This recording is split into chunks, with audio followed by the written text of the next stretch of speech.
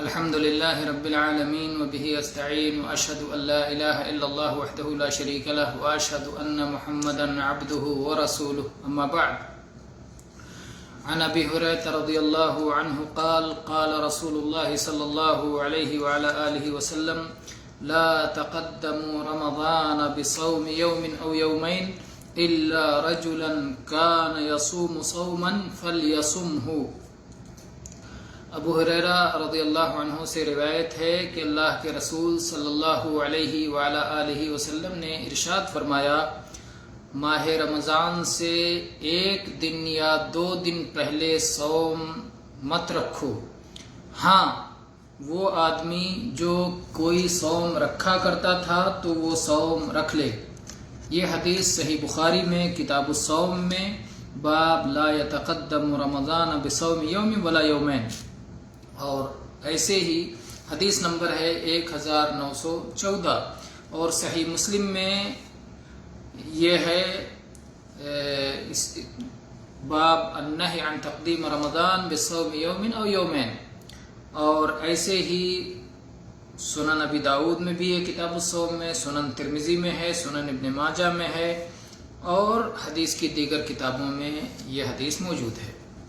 جب ہم نے ابتدا میں یہ عنوان لگا دیا کہ احادیث الاحکام احادیث الصیام من کتاب عمدۃ الاحکام، تو ظاہر ہے کہ عمدۃ الاحکام میں صحیحین ہی کی احادیث ہیں، صحیحین ہی کی احادیث ہیں، اور صحیحین کی احادیث دوسری کتاب میں موجود ہیں۔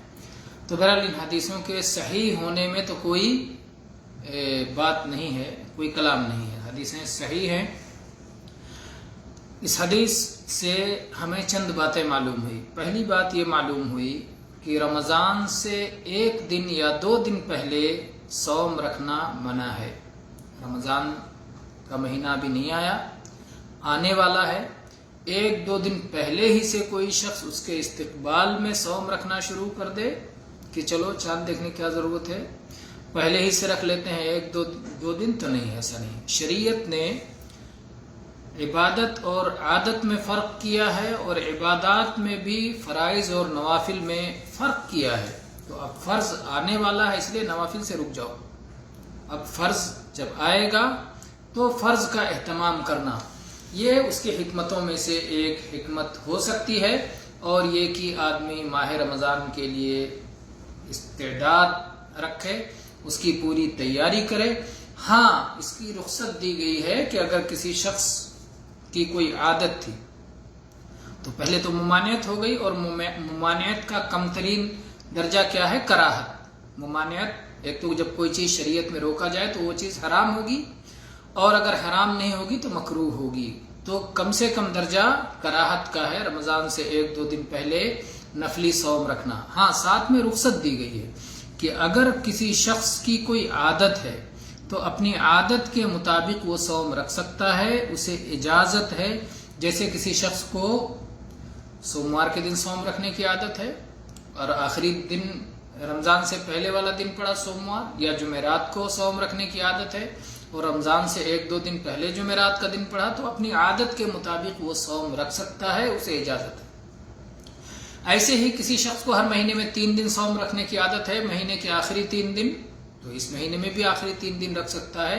اللہ تعالیٰ 3 کا 30 عطا فرماتا ہے 10 گنا دے کر کے۔ یا اسی طرح سے مہینے کی پہلی، درمیانی اور آخری تاریخ کو صوم رکھنے کی عادت ہے تو اپنی عادت کے مطابق وہ شعبان میں بھی رکھ سکتا ہے۔ اور اس کی حکمت کیا ہے؟ واللہ اعلم، بہت ساری حکمتیں اہل علم نے بیان کی ہیں۔ اس میں سے یہ حکمت بھی ہو سکتی ہے کہ فرض اور نفل میں تمیز ہو جائے، دونوں الگ الگ کر دیے جائیں۔ یہ حکمت بھی ہو سکتی ہے کہ رمضان کے لیے پورے شوق کے ساتھ، پورے نشاط کے ساتھ تیار رہے آدمی۔ اور یہ بھی حکمت ہو سکتی ہے کہ رمضان جو ایک شعار ہے، جس کے اندر اسلام کے ایک رکن کی ادائیگی کی جاتی ہے، اس مہینے کو پوری طرح سے الگ رکھا جائے، کوئی دوسرے صیام کے ساتھ، نفل کے ساتھ اسے جوڑا نہ جائے۔ اور بہت ساری حکمتیں ہو سکتی ہیں، تو چند حکمتیں ان میں سے یہ ہیں۔ تو تو یہ 3 اہم مسائل ہوئے. پہلا کہ رمضان سے 1-2 دن پہلے صوم رکھنا منع ہے.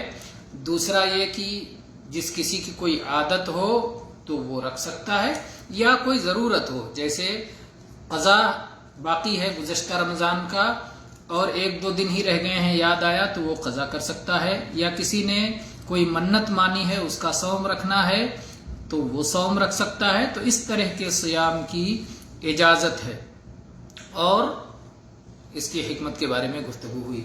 واللہ تعالی عالم والحمد للہ رب العالمین، صلی اللہ علی نبینا وسلم.